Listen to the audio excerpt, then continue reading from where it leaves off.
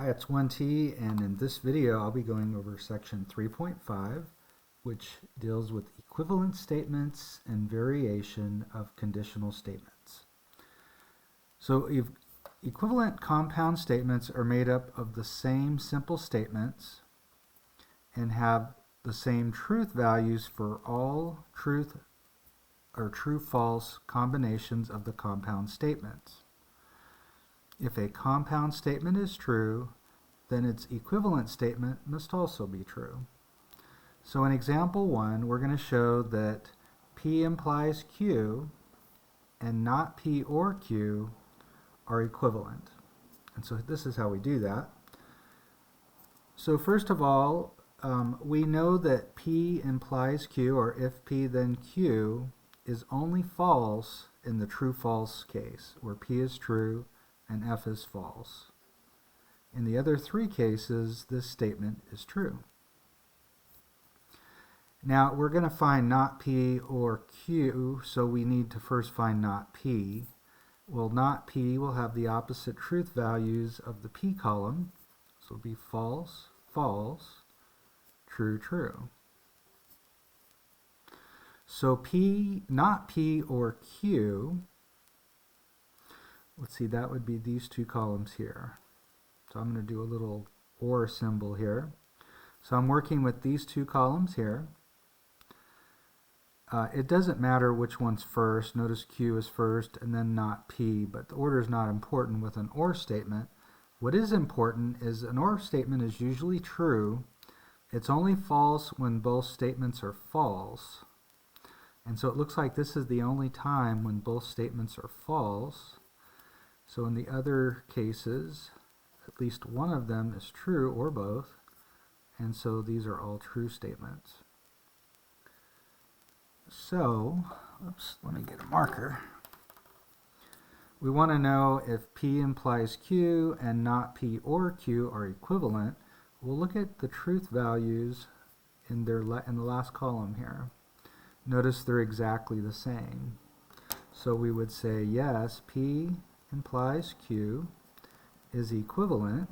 It's going to be 3 marks, equal marks, to not P or Q. All right, let's move on to number 2.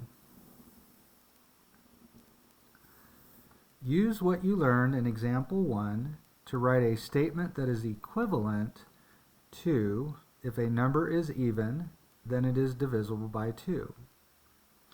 Okay, so this is basically, well, our P statement is a number is even.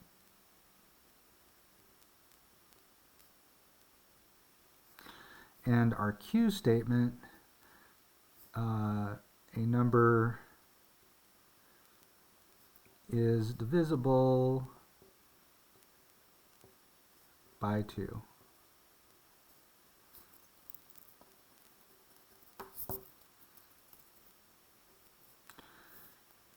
So here we have if P,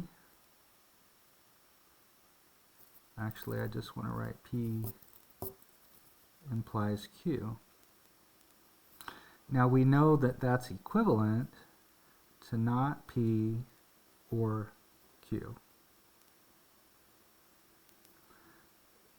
So not P, now this is an OR statement, we don't have to use the if then here. So not P, a number is not even,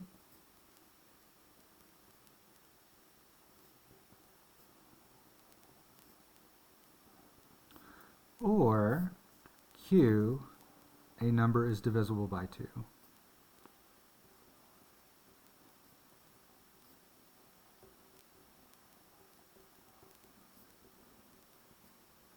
So this is equivalent to the original statement, if a number is even, then it is divisible by 2.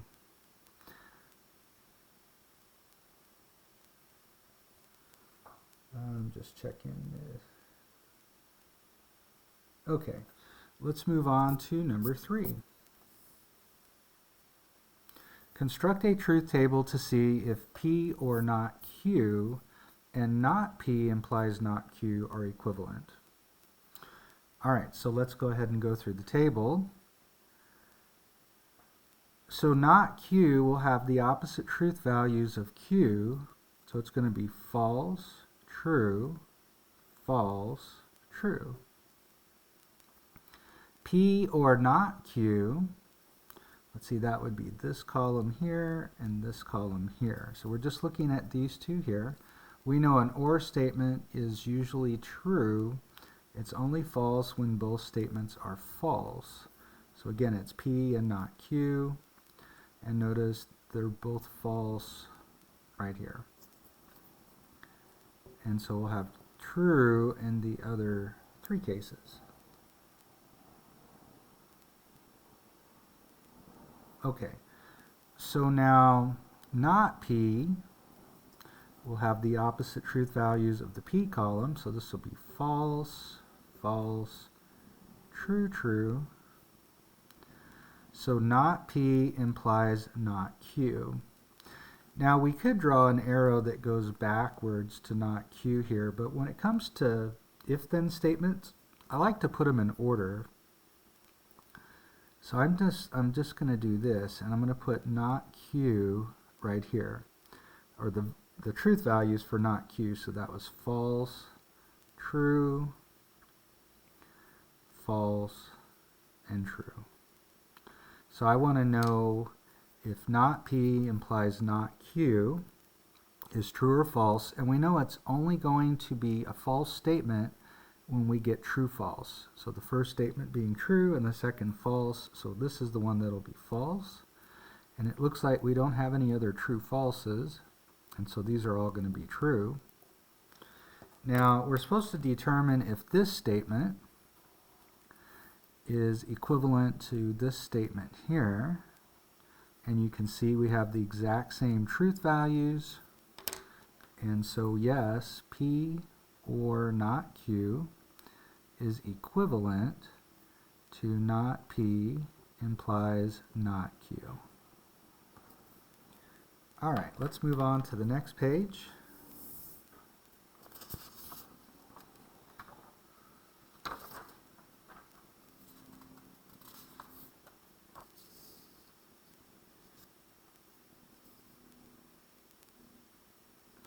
So next we're going to talk about what are called variations of the conditional statement. So notice the conditional statement P implies Q, or if P then Q, can be reversed, and basically you have what's called the converse. Q implies P, or if Q then P.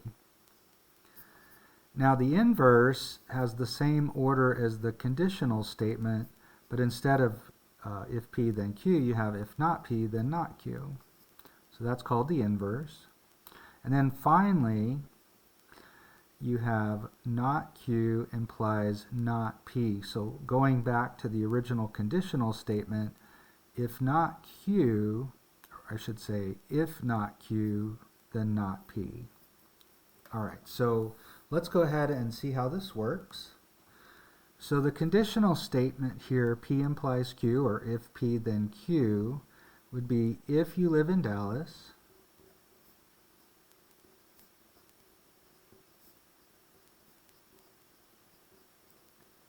then Q, you live in Texas.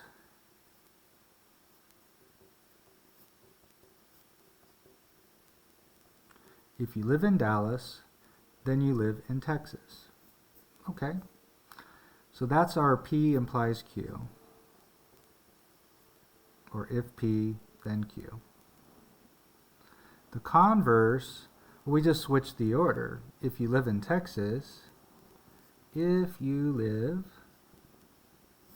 in Texas, then you live in Dallas. So this is Q implies P. Notice the original statement was actually true, and if you write the converse, that's not true. If you live in Texas, you could live in a lot of cities other than Dallas that are in Texas. All right, let's do the inverse. So again, that's the same as the conditional, but we're going to negate both statements. If you do not live in Dallas, then you do not live in Texas.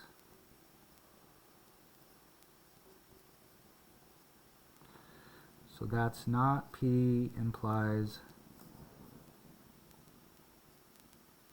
not Q. By the way, that's not true, is it? If you do not live in Dallas, then you do not live in Texas. Well, we could live in other places in Texas besides Dallas, so that would not be true. Let's look at the contrapositive. So it would be not Q. So in this case, if you do not live in Texas, if you do not live in Texas, then not P, then you do not live in Dallas.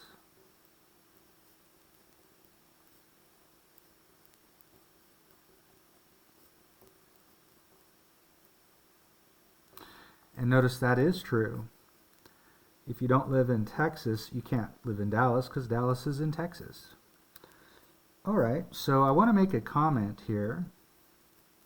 The first statement, the conditional and the contrapositive, are actually equivalent statements. They literally have the same basic meaning. Let's see, the conditional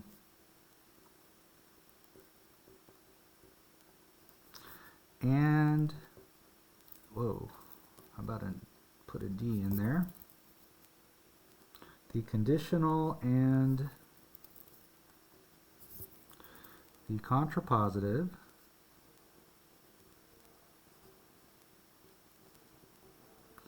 are equivalent.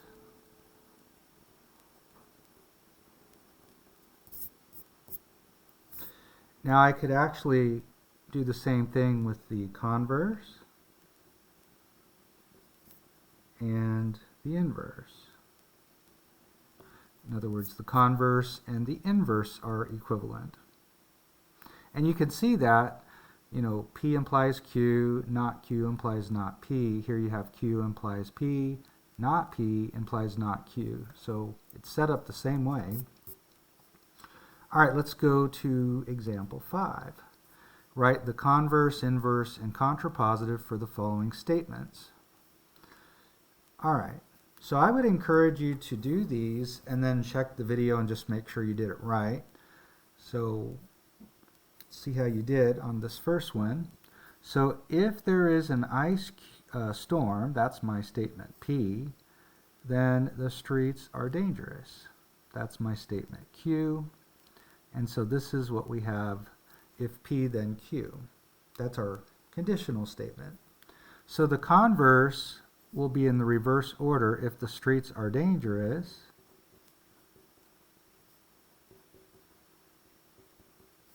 if the streets are dangerous,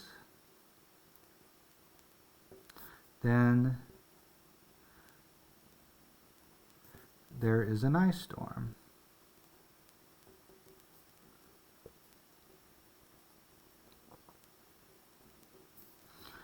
The inverse, now remember it's the same order as P implies Q, or if P then Q. It's just we're going to negate both statements. If there is not an ice storm, then the streets are not dangerous.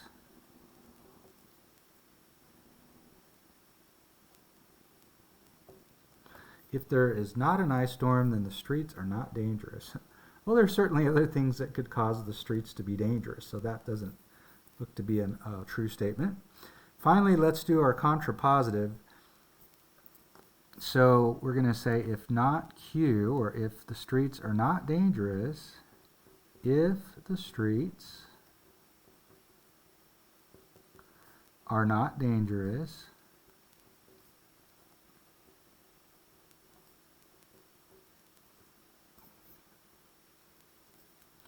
then there is not an ice storm.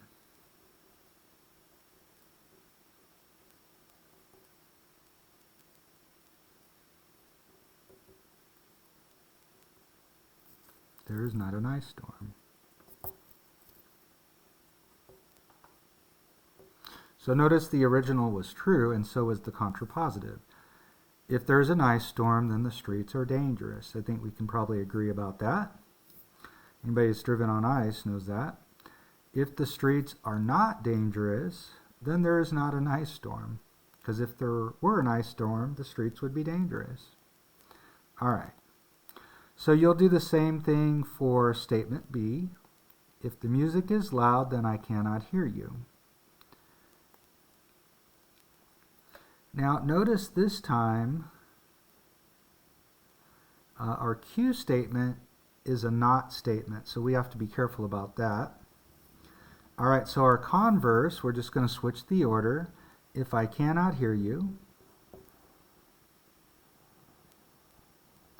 You know what, I'm sorry, I'm going to go back here and just put in the symbols. Q implies P here. Not P implies not Q. And this was not Q implies not P. Or if not Q, then not P. All right, so here we're switching the order. If I cannot hear you,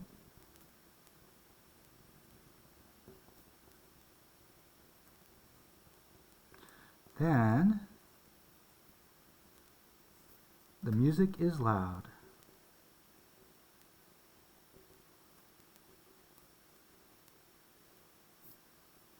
So this is just Q implies P. And you can see that's not a true statement, because there could be other things that cause you to not be able to hear someone. All right, let's find the inverse. So again, it's the same order as if P then Q, but we're going to switch to the, we're going to negate each statement. So this will be if the music is not loud, then, now notice when we negate the Q statement, we'll say, I can hear you.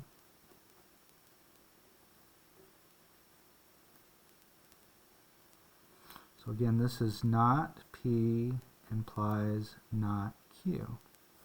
And then finally, we're going to start by negating Q. If I can hear you,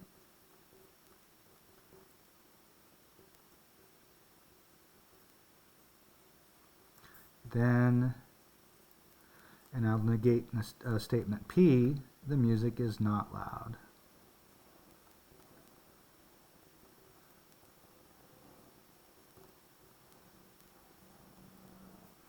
And again, that was not Q implies not P, or if not Q, then not P.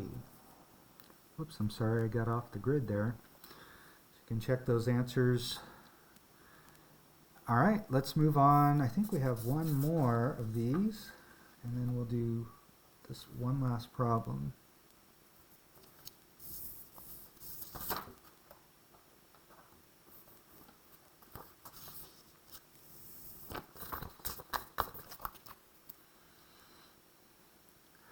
So example 5, write the converse, inverse, and contrapositive. So it's the same thing. This is C. So the converse, we're just going to, now remember, this is my P implies Q statement. So the converse would be Q implies P. We're just going to switch the order. Not P implies not R. So we're just reversing the order of these statements. Now don't let it bother you that they're negated statements. All we're doing is switching the order of the implication. P implies Q, we switch it to Q implies P. The inverse, now remember that has the same order, but we're going to negate them. Now we could do this, not R implies not P. But of course, not R is R. and not P is P. So we have R implies P. That's the way we would want to write the final answer there. And finally, on the contrapositive, let's see, we're going to switch the order and negate each statement. So not P, we're going to negate that, and that's P implies. And then we're going to negate not R, and that'll be R. And so you get P implies R. So you could do like I did up here. You'll notice I just went directly to P implies R. Not P, or not P is just P. And not R is just R. So this was basically where we negated the first statement. Not P implies not Q. And then this was not Q implies not P. So these are the way we normally write a conditional. It's converse, inverse, and contrapositive. So we're just following the same pattern here. All right, let's go to the last example, number 6. It says, write the converse, inverse, and contrapositive for the following statement. Note that you will need to begin by writing the quantified statement as an if-then statement. So all Texans have a cowboy hat. That's not written as an if-then statement. Well, I'm going to go ahead and draw a picture. All Texans wear a cowboy hat, so we're going to put the Texans group in the wear a cowboy hat, cowboy hat.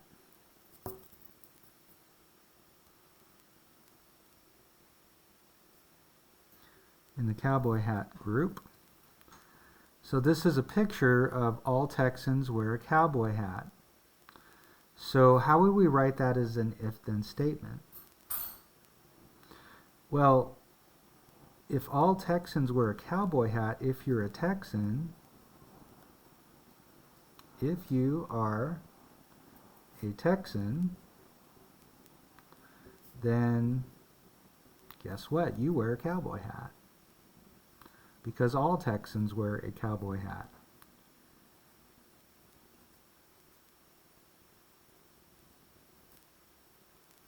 So that's our P implies Q.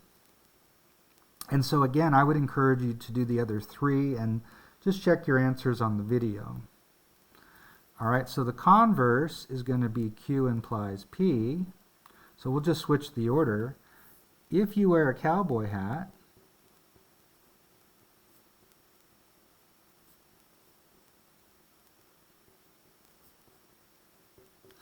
then you are a Texan. You are a Texan. I think there's a number of people that would disagree with that statement from other states. Inverse. So remember, that's going to be just like the same order as our conditional statement, P implies Q. We're just going to negate each statement. So it's if you are not a Texan,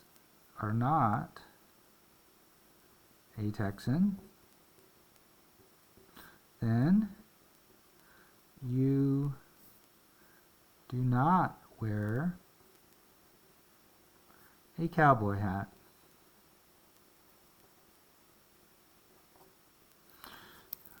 Having a hard time writing here. And finally, let's see, the contrapositive, it'll be not the Q statement. So this was not P implies not P implies not Q. All right, so it'll be, in this case, it's not Q implies not P. So if you do not wear a cowboy hat, if you do not wear a cowboy hat.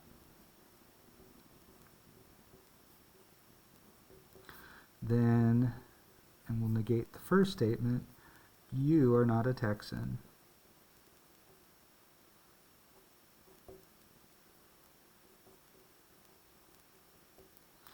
All right, that's going to be it for section 3.5.